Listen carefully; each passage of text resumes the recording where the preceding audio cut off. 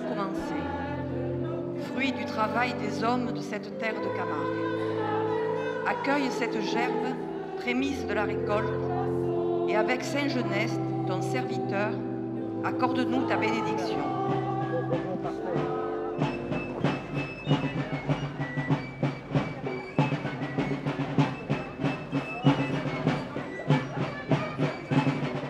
Que le Seigneur donne sa bénédiction à cette récolte par cette gerbe, nous le demandons par le Père, le Fils et l'Esprit Saint.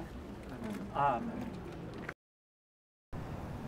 Le riz a apporté énormément à ce pays, parce qu'avant, il faut savoir qu'il n'y avait rien en Camargue, à part les terres un peu hautes où on cultivait, mais les terres basses, c'était de la salicorne, qu'on appelle ici l'angane. Il y avait des terres très salées partout, c'était très pauvre, et il n'y avait presque pas d'arbres en Camargue. On voyait les masses sans arbres à l'époque. Et grâce à l'apport d'eau douce du riz, la Camargue est à nouveau verdie, elle est devenue verte.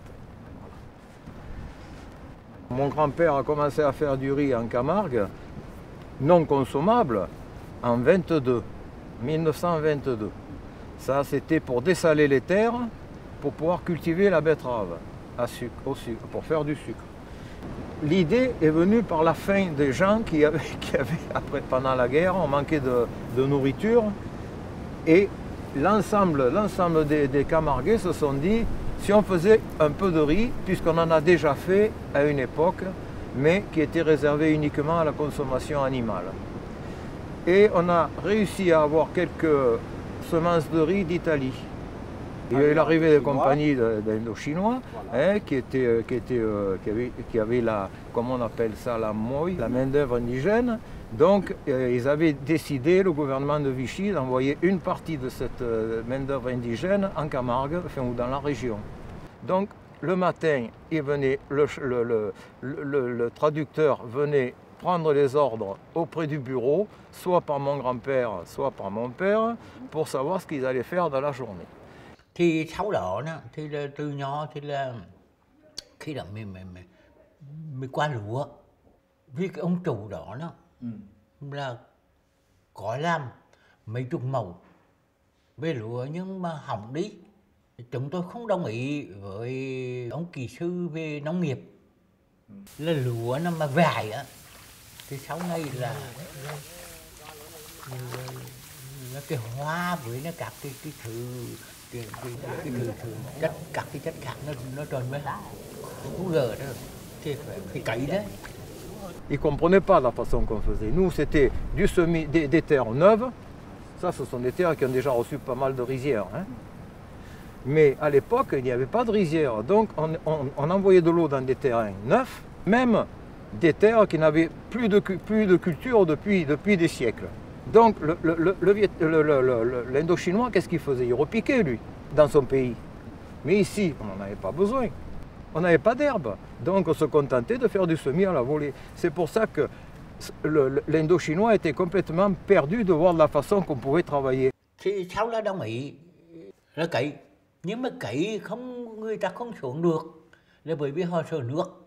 Dâm trên địa nước. Thì chỉ có người Ý với người Y Phá Nho. Thì làm được thôi. Nhưng mà hiện thời là ở đấy là người Việt Nam. Thì sáu người Minh Nam thì chấn buôn tay lắm. Vì xuống thẳng ruộng thì cái đất muối ghê gớm, đất muối lớn lắm, rồi nó lấy cái con mà ăn, cái con mà anh em làm việc khổ lắm, thì thấy nó cái muối nó cắn van nó nhảy à, mình tóm như thế này là có thể bắt được cả tôm.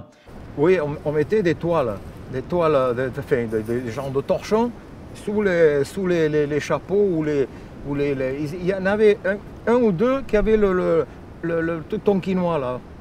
Anh em lấy hai cái như hai cây hương nó thắp cho cái khói á, nó đi lại được trước mắt thì cái con mắt hắn đó nó không lại được. Mais les moustiques existent toujours. Et nous, en tant qu'habitants du lieu, on les acceptait mieux quand même. Parce qu'en Indochine, peut-être, il y avait des moustiques dont ils avaient l'habitude. Mais ici, ça leur faisait pas mal d'irruptions de boutons. Hein. Habillés, ils avaient des problèmes de chaussures quand même. Hein. Et avec des pneus de voiture usagés, ils les découpaient, ils en faisaient des semelles, puis ils faisaient des lanières tressées avec de la corde. Voilà. Et ça, mais c'est vrai que c'était, quand il faisait pas très chaud, c'était pas évident pour eux, parce que bon, l'Indochine, c'est pas un pays froid. Hein. Et à côté de ça, dans le canal d'Arla-Bouc, Port-de-Bouc, il y avait également des monceaux de carcasses de tortues. Ils arrivaient à attraper les tortues, chose que nous, on ne voyait pas. Ils mangeaient beaucoup de tortues. Et au Salin du Relais, pas loin de Salin du Géraud, il y a le canal d'Arla-Bouc qui passe. Et le long de ce canal, il y avait des petits tas de carapaces de tortues, donc ils avaient été vidés à l'intérieur. Ils arrivaient à manger des tortues.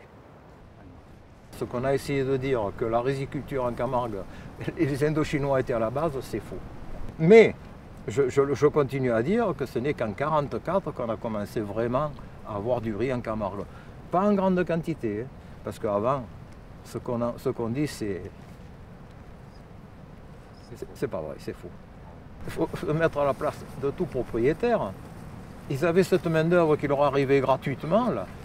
Il fallait en profiter, hein. C'est malheureux, mais c'est comme ça l'être humain. Hein.